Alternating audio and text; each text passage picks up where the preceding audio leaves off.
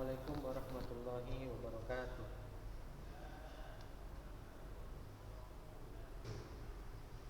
Alhamdulillahirabbil alamin. Bersyukur kita ucapkan kepada Allah Subhanahu wa taala, yang mana pada pagi hari ini kita masih diberikan Allah Subhanahu wa taala kesehatan serta kesempatan sehingga kita bisa melanjutkan materi IPA kita pada hari ini, ya. Oke, langsung saja ya.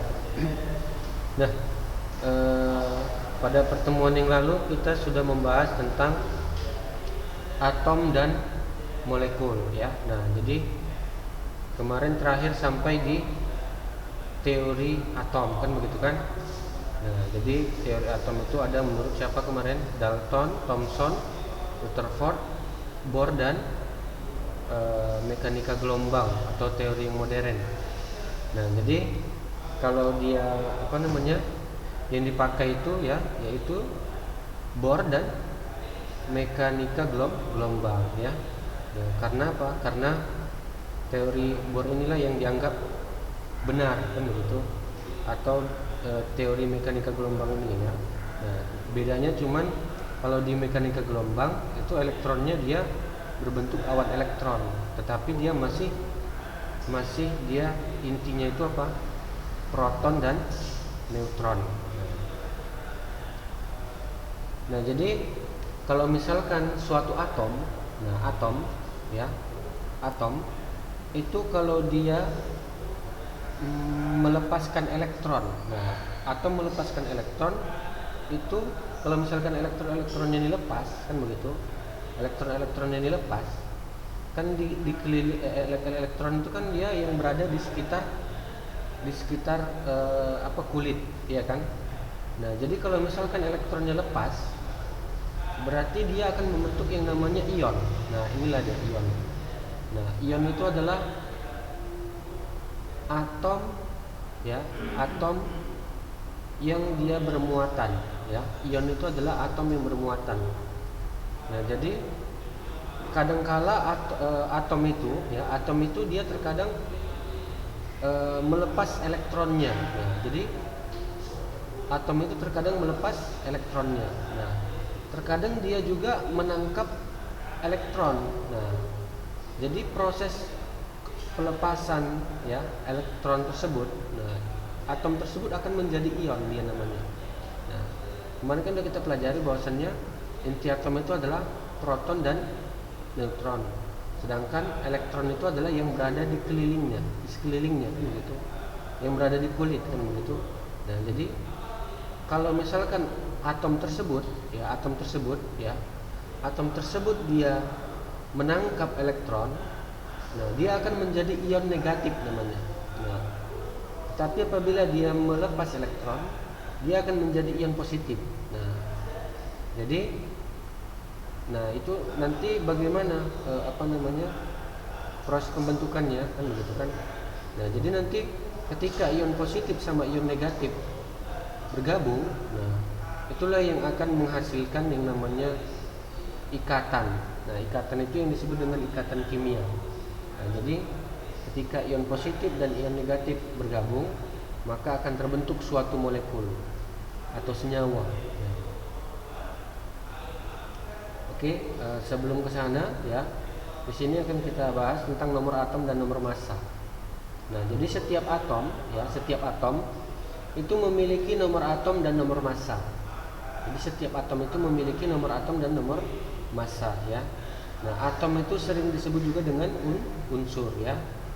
Nah, jadi unsur merupakan zat murni yang tidak dapat diubah lagi menjadi zat lain dengan reaksi kimia, seperti emas, perak. Nah, ini jenis-jenis atom atau unsur, ya, oksigen, dan masih banyak yang lain. Nah, jadi atom-atom dari unsur yang berbeda memiliki jumlah partikel subatom yang berbeda. Nah, jadi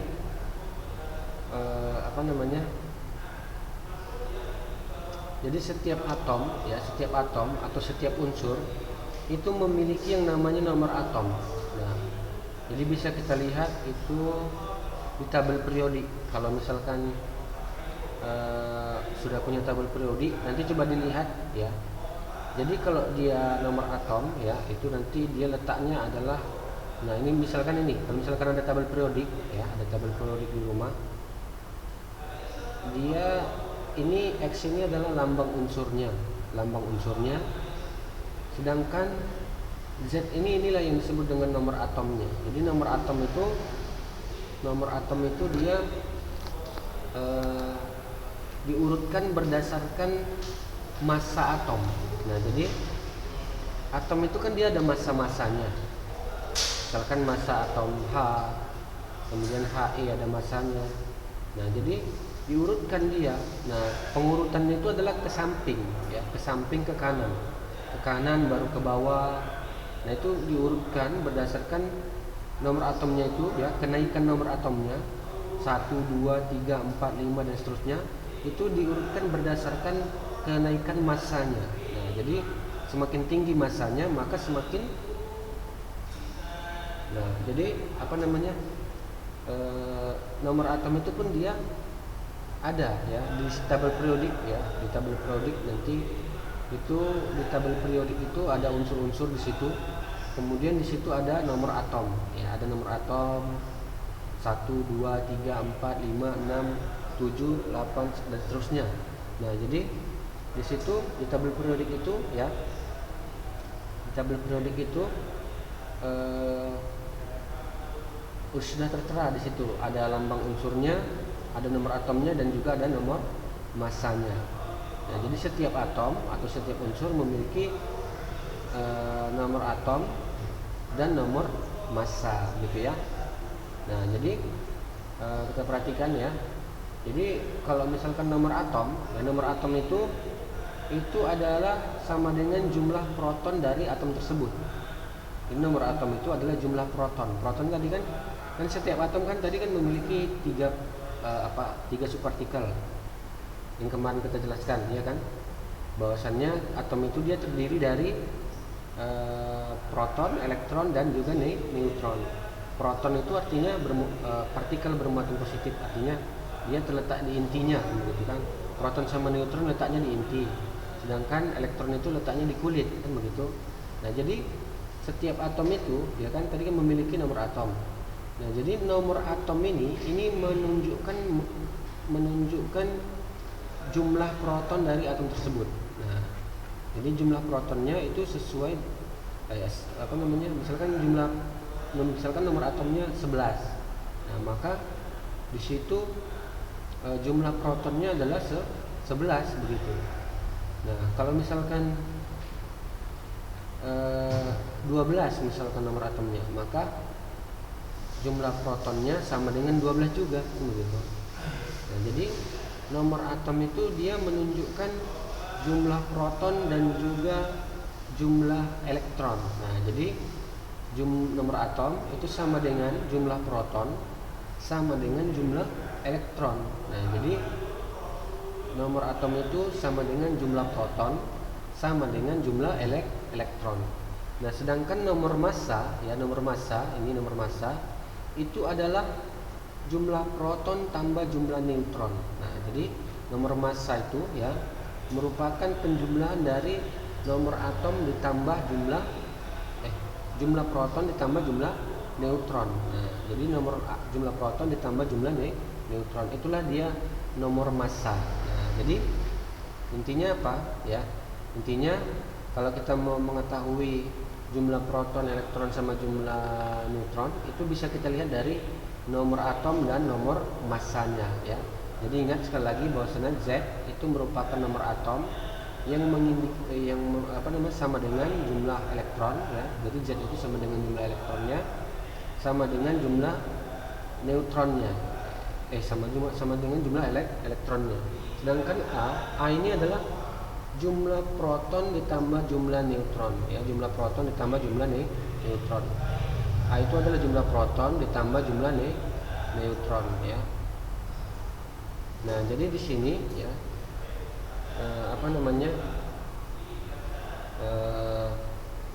perlu kita ketahui ya bahwasannya nanti kalau misalkan dia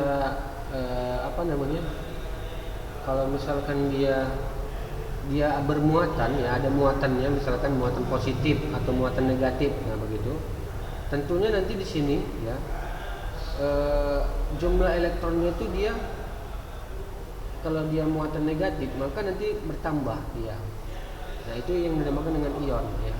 Jadi ion itu ya nanti ketika atom berubah jadi ion, maka dia akan berubah jumlah elektronnya ya, jumlah elektronnya. Tetapi kalau misalkan dia atom itu berubah jadi ion positif, maka nanti jumlah elektronnya berkurang. Nah, kalau di atom normal, ya nomor atom ini sama dengan jumlah elektron. Nah, berbeda nanti ketika atom itu sudah dia berubah jadi ion. Nah, ketika dia sudah berubah jadi ion, maka nanti nomor atomnya akan berubah.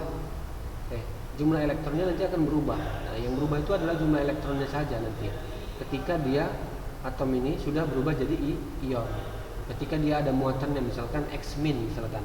Nah, berarti nanti Z-nya ini ya, untuk jumlah elektronnya itu ditambah 1 ya, jumlah elektronnya ya.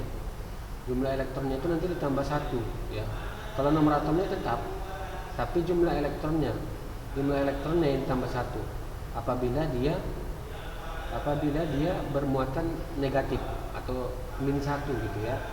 Tetapi kalau misalkan dia positif, maka nanti jumlah elektronnya dia berkurang 1. Nah, positif 1 berarti berkurang 1 jumlah elektronnya. Kalau positif 3 berarti nanti dia berkurang 3 jumlah elektronnya. Nah, demikian.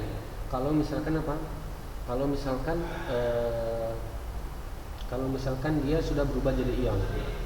Oke, nah di sini ada beberapa nama atom ya, nama atom. Kemudian di sini terdapat ini dia. Nah, seperti ini nanti di tabel periodik itu ya. Di tabel periodik nanti dia seperti ini. Ada unsur, ada atom atau unsur, kemudian ada nomor atomnya, ada nomor masanya, kan begitu. Nah, jadi satu ini merupakan nomor atomnya, sedangkan yang satu di atas itu merupakan nomor masanya. Jadi Z itu nomor atomnya, A adalah nomor masanya, kan begitu. Nah, jadi jumlah protonnya berapa? 1 ya. Ini P protonnya berarti 1. Kemudian elektronnya sama dengan 1. Nah, neutronnya sama dengan 0. Kenapa neutronnya sama dengan 0? Karena tadi kan nomor massa kan sama dengan jumlah proton tambah jumlah neutron, kan begitu. Nah, nomor massa itu tadi apa? Nomor massa itu tadi adalah jumlah proton tambah jumlah neutron, kan begitu. Jumlah proton tambah jumlah neutron untuk nomor massa, kan begitu kan. Nah, jadi karena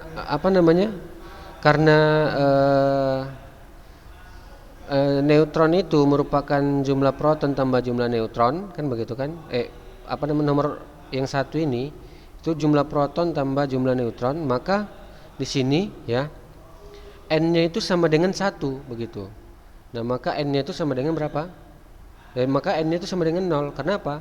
Karena jumlah neutron nomor massa sama dengan jumlah proton tambah jumlah neutron. Berarti di sini untuk mencari jumlah neutronnya dikurangkan aja lah. Berarti jumlah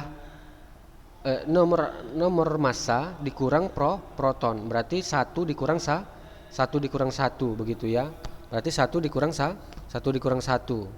Berarti 1 dikurang 1 sama dengan berapa? Sama dengan 0. Kemudian He nomor atomnya 2, nomor massanya 4. Berarti nanti jumlah protonnya sama dengan 2. Jumlah protonnya 2, jumlah elektronnya sama dengan 2, dan jumlah neutronnya sama dengan 4 dikurang 2, kan begitu.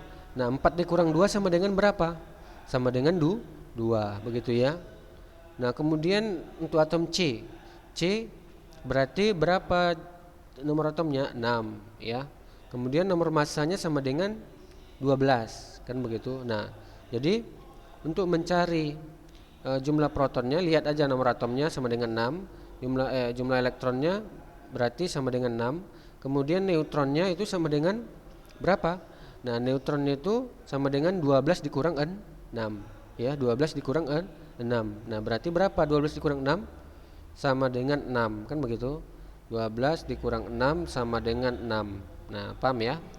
Nah, jadi apa namanya, jumlah neutron itu ya nomor massa dikurang jumlah proton. Nah, tahu dari mana? Dari sini tadi ya, dari ini. Nah, nomor jumlah neutron itu berarti nomor massa dikurang jumlah proton. Itu ya, nomor massa dikurang jumlah proton. Oke, kita lanjut. Kemudian kalau misalkan ini ada Ca 20 40. Nah, berarti nanti di sini berapa jumlah protonnya kalau begitu? Nah, berarti nanti di sini jumlah protonnya adalah 20, jumlah elektronnya adalah 20, dan jumlah neutronnya adalah berapa? 40 dikurang 20 sama dengan berapa?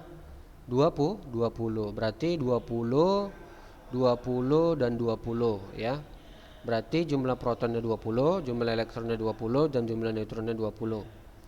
Berarti nomor atomnya sama dengan 20, nomor massanya sama dengan 40, begitu ya. Nah, ini jadi saya rasa udah bisa lah ya untuk menentukan jumlah proton, elektron, dan neutron dari apa? Dari nomor atom dan nomor massa. Jadi nomor atom itu sama dengan nomor atom itu ya, itu sama dengan apa? Sama dengan jumlah proton atau jumlah elektron ya. Kemudian jumlah neutron itu ya sama dengan nomor massa dikurang jumlah proton. Jumlah protonnya berarti 20, berarti 40 kurang 20 sama dengan 20 lah jumlah neutronnya. Nah, itu adalah penentuan jumlah proton, elektron, dan neutron untuk atom normal ya. Nah, untuk atom normal artinya atom yang tidak bermuatan. Nah, seperti itulah cara menentukan apa? Cara menentukan jumlah proton, elektron, dan neutronnya. Oke ya. Nah, kemudian kita lanjut ya. Nah, jadi apa namanya? Di sini ya akan kita lanjut ke pembahasan tentang prinsip pembentukan molekul dan ion.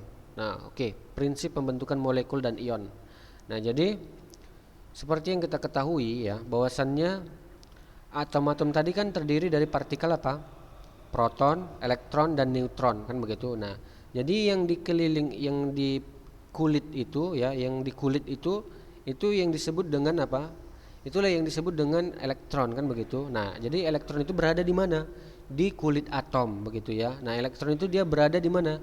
Di kulit atom. Nah, jadi kalau misalkan elektron itu berada di kulit atom, kan begitu.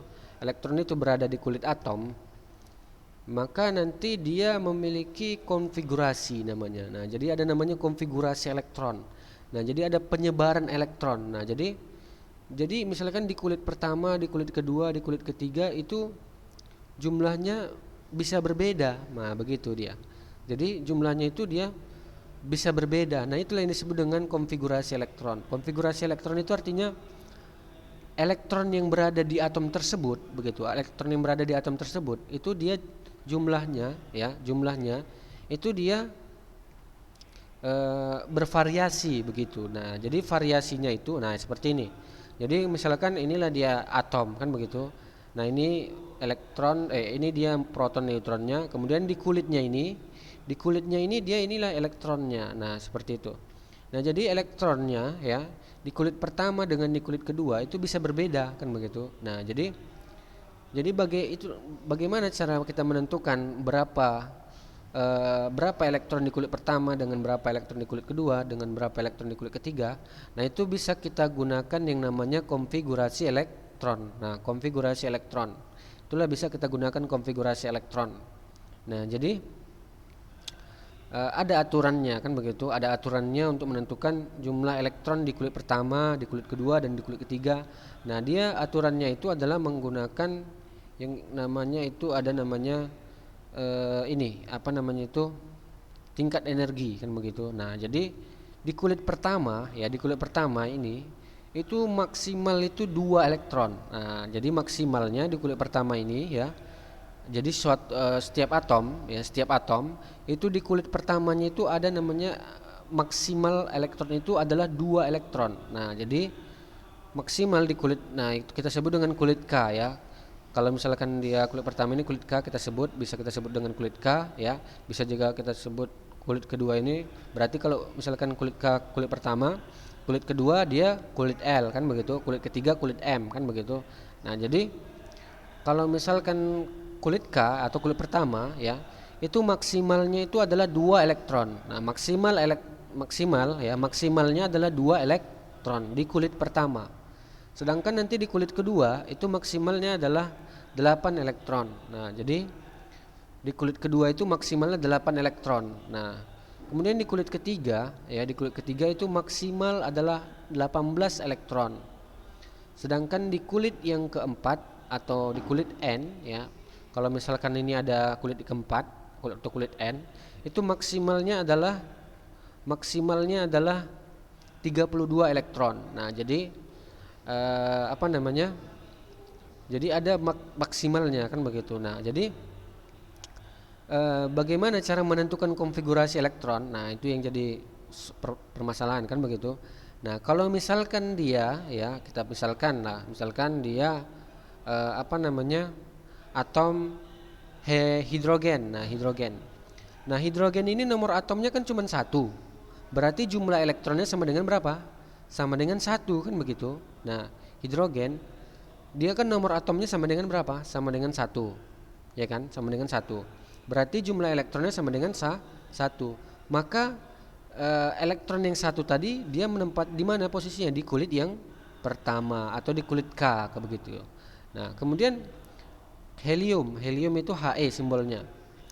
Nah, helium itu nomor atomnya adalah 2. Nah, jadi kalau misalkan helium nomor atomnya 2, maka jumlah elektronnya sama dengan 2. Nah, di mana posisinya kan begitu? Nah, posisi elektron itu ya He pada atom He ya.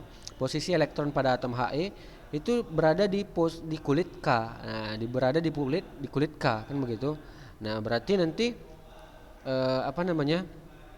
Elektronnya berada di kulit yang K, karena maksimal di kulit K tadi berapa? 2 kan begitu. Kemudian Ne itu nomor lambangnya adalah Ne, neon ya, neon nama atomnya. Kemudian lambangnya adalah Ne. Nah, jadi Ne itu nomor atomnya adalah 10. Nah, jadi kalau nomor atomnya 10, berarti jumlah elektronnya sama dengan 10, seperti aturan yang tadi di apa namanya. Jadi kalau nomor atom sama dengan jumlah elektron sama dengan jumlah proton. Berarti karena dia jumlah elektronnya sama dengan 10, maka di mana posisinya kan begitu. Nah, jadi kita lihat, kita konfigurasikanlah dia. Kalau dia jumlah elektron 10, maka dia terkonfigurasikan. Nah, di kulit pertama tadi kan maksimal 2. Nah, berarti nanti di sini maksimalnya adalah 2 K. Berarti maksimalnya adalah 2. Oke ya, maksimalnya 2. Nah, kemudian kalau misalkan udah 2 di sini, nah selanjutnya elektronnya di mana? Di kulit, kita lanjutkan ke kulit yang kedua. Berarti kulit yang kedua itu maksimalnya berapa? 8. Berarti maka di sini 2, kita masukkanlah elektron yang apa namanya? Yang selanjutnya itu yang sisanya tadi kan tadi 2 udah di sini di kulit K. Kita masukkanlah elektronnya itu yang sisanya tadi ke kulit L. Nah, ke kulit L berarti kulit L-nya berarti sisanya tadi berapa? 8. Maka paslah dia 2 di kulit K elektronnya, kemudian 8 di kulit L. Berarti pas 10 kan begitu? Pas 10. Nah, berarti pas 10. Kemudian kalau Na berarti lambang atomnya natrium. Berarti nama atomnya adalah natrium, lambangnya adalah Na kan begitu. Nah, nomor atomnya adalah 11, berarti jumlah protonnya berarti jumlah elektronnya sama dengan 11. Nah, jadi 11 ini kita konfigurasikan jadi di kulit pertama itu 2, kemudian lanjut ke kulit yang kedua itu 8 ya. Nah, kemudian kita kan kalau dia di kulit pertama 2, di kulit yang kedua 8, Berarti ini kan masih 10. Masih 10 ya kan? Masih 10. Berarti sisanya kan harusnya 11 jumlah elektronnya. Nah, jadi sisanya itu yang satunya kita lanjutkan ke kulit berikutnya. Nah, ini. Kita lanjutkan ke kulit berikutnya. Nah, jadi di sini 2, di sini udah 8. Nah, kita lanjutkan yang satu tadi, yang satu ini ke kulit berikutnya. Berarti kulit berikutnya itu sama dengan kulit M, sama dengan 1. Nah, demikianlah dia cara menentukan apa? Konfigurasi elektron. Nah, itu demikian juga untuk yang CL ya, untuk yang CL kalau dia 17 nanti 287, kemudian AR 18 288, CA. Nah, demikianlah cara menentukan apa? Menentukan konfigurasi elektron ya. Nah, ini nanti untuk konfigurasi elektron akan kita singgung lagi nanti sedikit untuk minggu depan, sekalian membahas tentang ikatan ion dan pembentukan ikatan ion. Oke, demikianlah materi kita hari ini ya. Semoga bisa dipahami. Assalamualaikum warahmatullahi wabarakatuh.